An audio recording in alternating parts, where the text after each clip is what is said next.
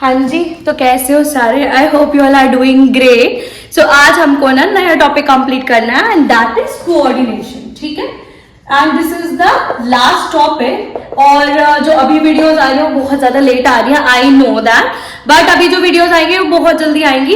तो अभी मैनेजमेंट की सीरीज चल रही थी, मैनेजमेंट का आई थिंक पार्ट 5th होगा ये, आई गेस, या 6th होगा, जो भी होगा आप लोग देख लेना। लास्ट पार्ट है कोऑर्डिनेशन। ठीक है, तो प्लीज नोट्स बना लेना साथ साथ में। तो अभी हम सबसे पहले कोऑर्डिनेशन कंप्लीट करते हैं। तो कोऑर्डिनेशन का मतलब होता है कोऑर्डिनेटिंग, मतलब इंटीग्रेटिंग, मतलब कि एकाग्रत करना सारी चीजें।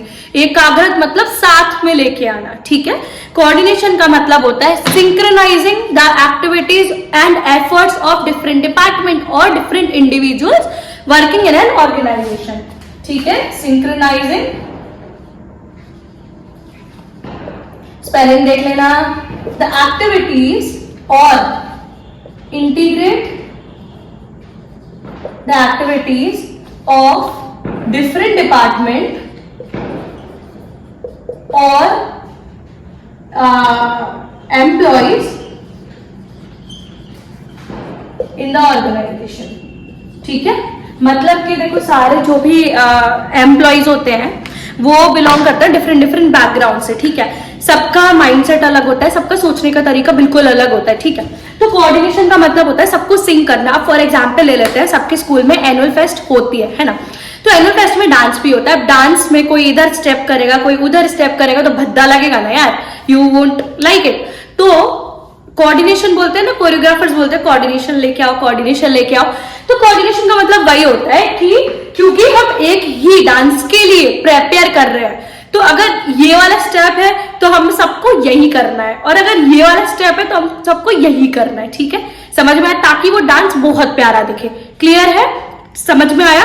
सिमिलरली कोऑर्डिनेशन का मतलब होता है इंटीग्रेट करना, एकाग्रत करना, जितने भी एफर्ट्स हैं सबके, जितने भी प्रयास है, एफर्ट्स का मतलब प्रयास। ठीक है, डिपार्टमेंट के जितने भी एफर्ट हो रहे हैं, इंडिविजुअल पर्सन के जितने भी, एम्प्लॉय के जितने भी एफर्ट हो रहे हैं, वो सबको एकाग्रत करना, ताकि एक कॉमन गोल अचीव हो जाए ऑर्गेनाइजेशन का। Is that clear to you all? So apart from the 5 functions of management which is post DC। ठीक है, पोस्ट डीसी का मतलब क्या होता है भाई, कमेंट में बताओ जल्दी। Planning, organising, staffing, directing and controlling, these are the 5 functions of management। but apart from these 5 functions, coordination is the most important function of management, but it is not considered in the functions because coordination हर जगह जरूरी होता है, हर जगह, हर एक function में, हर एक level पे, एवरीवेयर कोऑर्डिनेशन इज रिक्वायर्ड। ठीक है, अगर कोऑर्डिनेशन नहीं होगा तो ऑर्गेनाइजेशन का काम अच्छे से नहीं हो पाएगा, मैनेजमेंट पुअर हो जाएगी। मतलब कि आपका मैनेजर आपसे कुछ बोल रहा है करने के लिए, आप बोलो हम नहीं करे, जाओ यहाँ से।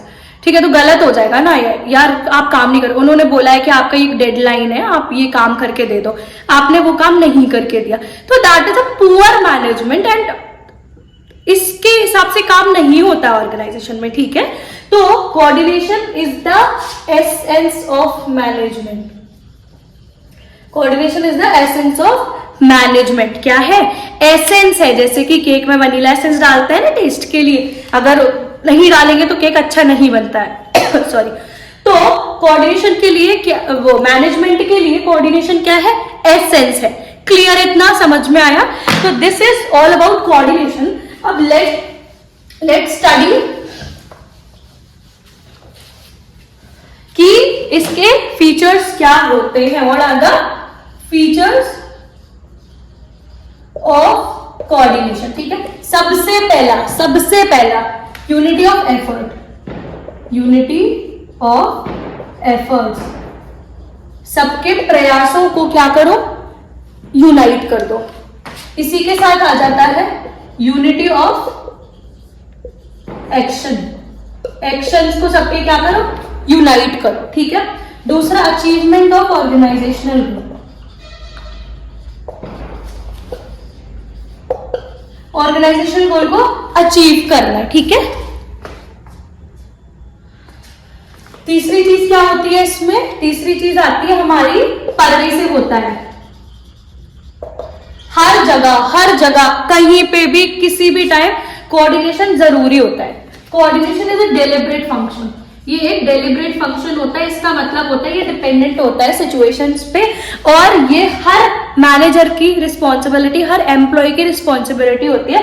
सो it is dependent upon the situation and every time. Like deliberate function सबका खुद से ही, मतलब कि वॉलंटरी सबको करना ही पड़ेगा कोऑर्डिनेशन।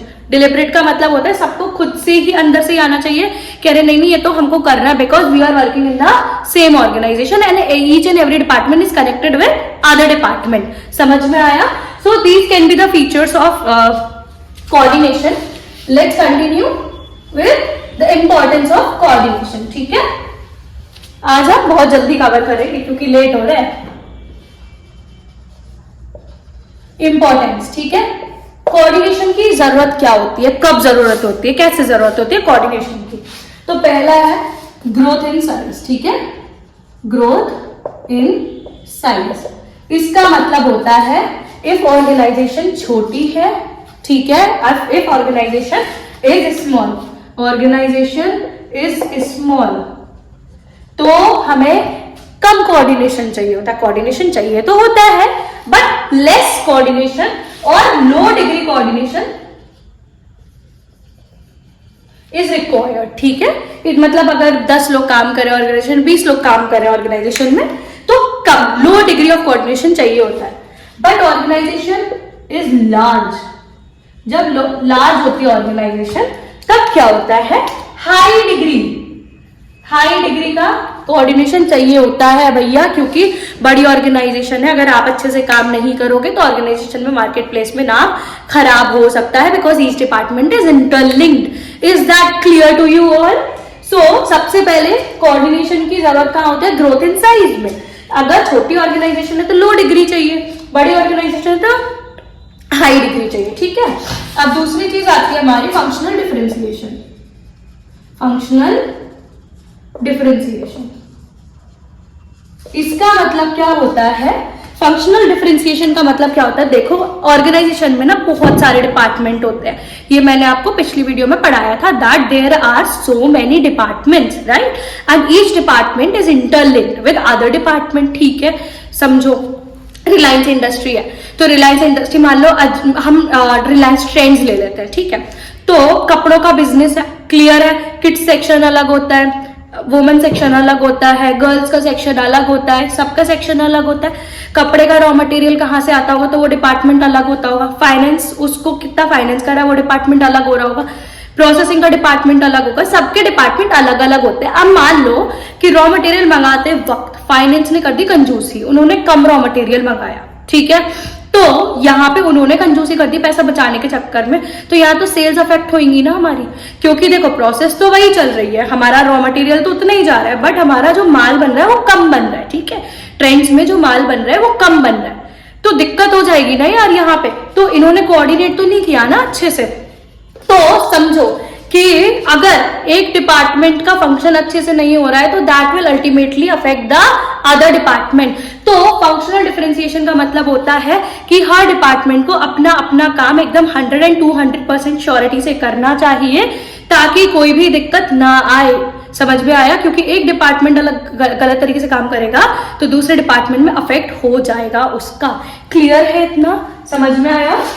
तीसरा होता है स्पेशलाइजेशन। स्पेशलाइजेशन का मतलब होता है कि सॉरी, स्पेशलाइजेशन का मतलब होता है कि देखो, there are many managers who think that they know everything. ठीक है, उनको सब कुछ आता है एंड दे डोंट थिंक कि उनके नीचे वाले जो लोग होते हैं कि उनको कुछ भी आता है। मतलब वो अपने आप को बहुत सुपीरियर समझते हैं एंड दे थिंक कि जो नीचे काम कर रहा है he is good for nothing and he doesn't know anything. ठीक है, क्लियर है? जैसे कि तुम छोटे बच्चों के क्लास में माइंड करने जाते होगे, तुम्हारा सब्स्टिट्यूशन लग जाता होगा कभी कभी जब सारे टीचर्स की मीटिंग होती है, तो तुम ये सोचते हो ना, गधे ये लोग, इनको तो कुछ नहीं आता है, थप्पड़ मार दो एक ऐसे करके। तो ऐसा नहीं है।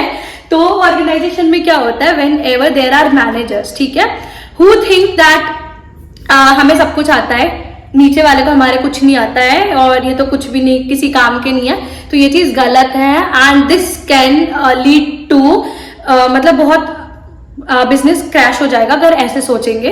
तो कोऑर्डिनेशन का मतलब होता है that you have to give equal importance to everyone, ठीक है। हर इंसान की अलग अलग आइडेंटिटी होती है, everybody is good in their own way, हर किसी का एक एक्सपर्टीज होता है। That doesn't mean that you have number of experience और बहुत सारी जगह आपने काम करा है तो you can do it in a better way, ऐसा नहीं होता है। क्या पता जो न्यू कमर आया है उसके दिमाग में कोई बहुत ही अच्छा आइडिया हो किसी चीज को करने के लिए, समझ में आया। तो ऑर्गेनाइजेशन में इफ देयर आर मैनेजर और देयर आर सुपीरियर्स तो they don't think that they are specialised, कि हमको सब आता है, ऐसा नहीं है। मैं जो फिजिकली पढ़ाती भी हूँ ना बच्चों को तो मैं उनको पूछ लेती हूँ अच्छा इसको ऐसे होता है क्या, तुम लोग देख के आना जरा फिर मेरे को बताना कि कैसे होता है। इसका मतलब ये होता है, ये फीलिंग ऑफ बिलोंगिंगनेस जनरेट करता है। इसका मतलब ये होता है कि आप सामने वाले को इक्वल इंपॉर्टेंस दे रहे हो, ठीक है। तो सामने वाले को इक्वली इंपॉर्टेंस दे रहे हो, उसको समझा रहे हो, उसे समझ रहे हो, ठीक है, उसकी बात सुन रहे हो और उसको सुना रहे हो अपनी बात। तो ये होता है कोऑर्डिनेशन, ठीक है। इससे कोऑर्डिनेशन होता है, यही स्पेशलाइजेशन होता है कि भाई हर इंसान अपने अपने में स्पेशलाइज्ड होता है। इसका ये मतलब नहीं होता that you are only specialised, समझ में आया। तो हमको ये 3 इंपॉर्टेंस होते हैं। ग्रोथ एंड साइज, इसका मतलब छोटी ऑर्गेनाइजेशन, छोटा मतलब लो डिग्री कोऑर्डिनेशन, बड़ी ऑर्गेनाइजेशन हाई डिग्री कोऑर्डिनेशन, ठीक है। फंक्शनल डिफरेंशिएशन, अपने अपने डिपार्टमेंट में बहुत अच्छे से एक्टिविटीज करनी है, एकदम एकाग्रत करके, सिंक करके, ताकि ऑर्गेनाइजेशन में इम्पैक्ट ना पड़े, ठीक है हमें, क्योंकि एक ही ऑर्गेनाइजेशन का गोल अचीव करना है। स्पेशलाइजेशन का मतलब होता है कि हमें ये नहीं सोचना है that we are everything, like हमको सब आता है, वी नो एवरीथिंग, ऐसा हमको नहीं सोचना है। अगर हमारे साथ कोई काम कर रहा है, हमारे नीचे कोई काम कर रहा है तो हमें उसको भी उतनी क्या बोलते हैं इंपॉर्टेंस, तवज्जो देनी है, ठीक है। क्लियर है, समझ में आया। ये तो हो गया आपका इंपॉर्टेंस, ठीक है। मैं जो जो लिख रही हूँ ना वो सारे नोट्स बना लेना भाई, वरना दिक्कत हो जाएगी, ठीक है। अब क्या है कोऑर्डिनेशन जरूरी का होता है, ये देख लो। कोऑर्डिनेशन सारे लेवल्स पे, इन ऑल द लेवल्स, ठीक है, हर लेवल पे जरूरी होता है कोऑर्डिनेशन, रिक्वायर्ड, ठीक है। कोऑर्डिनेशन हर लेवल पे जरूरी होता है, whether it is top level, middle level और लोअर लेवल। टॉप लेवल वाले बैठेंगे, अगर मान लो board of directors, chairman, vice chairman, सब प्रेसिडेंट, वाइस प्रेसिडेंट, सब लोग बैठे हैं और एक किसी चीज के बारे में बात कर रहे हैं। अब वो लोग ही आपस में लड़ रहे हैं, नहीं I don't think so this should be working, और ऐसा करके, मतलब वो नहीं मान रहे हैं एक साथ के लिए। तो क्या होगा उसमें क्या होगा, लड़ाई झगड़ा हो जाएगा, लैक ऑफ कोऑर्डिनेशन हो गया। तो हर जगह जरूरी होता है। मिडिल लेवल पे क्या होता है, सारे मैनेजर्स बैठ के बात करते हैं, एक मैनेजर अपने डिपार्टमेंट के लिए रिस्पॉन्सिबल होता है, राइट। तो अगर उसका डिपार्टमेंट अच्छे से काम नहीं करेगा तो अगले डिपार्टमेंट को इम्पैक्ट होगा ही होगा, है ना, अफेक्ट तो होगा ना उसका अगले का डिपार्टमेंट, क्लियर है। तो मिडिल लेवल पे भी जरूरी है। लोअर लेवल पे क्यों जरूरी है, जो लोग काम कर रहे हैं उनको भी एक साथ काम करना पड़ेगा भाई, क्योंकि देखो टीम्स होती है, टीम्स में ना काम डिवाइड हो जाते हैं। तो अगर मैं अपना काम अच्छे से नहीं करूंगी तो दिक्कत हो जाएगी पूरी ऑर्गेनाइजेशन में, ठीक है, क्लियर है। फिर आता है कोऑर्डिनेशन